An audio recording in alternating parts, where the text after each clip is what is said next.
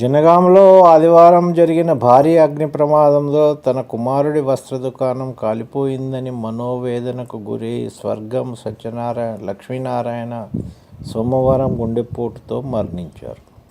లక్షల రూపాయల విలువైన వస్త్రాలు బూడిద కావడంతో తట్టుకోలేక మృతి చెందాడని కుమారుడు శ్రీనివాస్ కన్నీటి పర్యంతమయ్యారు. బాధిత కుటుంబాన్ని మున్సిపల్ చైర్పర్సన్, స్థానిక ఎమ్మెల్యే పరామర్శించారు.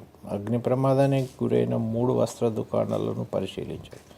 బాధితులకు అండగా ఉంటామని హామీ ఇచ్చారు. భగవంతుడు తలుచుకుంటే ఏదైనా ఒక్క నిమిషంలో మసి. చూడండి, నిన్నటి వరకు మంచిగా ఉన్నటువంటి వాళ్ళు, ఆనందంగా ఉన్నటువంటి వాళ్ళు ఆ దేవుడి క్రోధాగ్నికి బలైపోయారు. విధి వక్రించినప్పుడు ఏమేం చేయలేవు. 3 దుకాణాలు కాలిబూడిదైనాయి.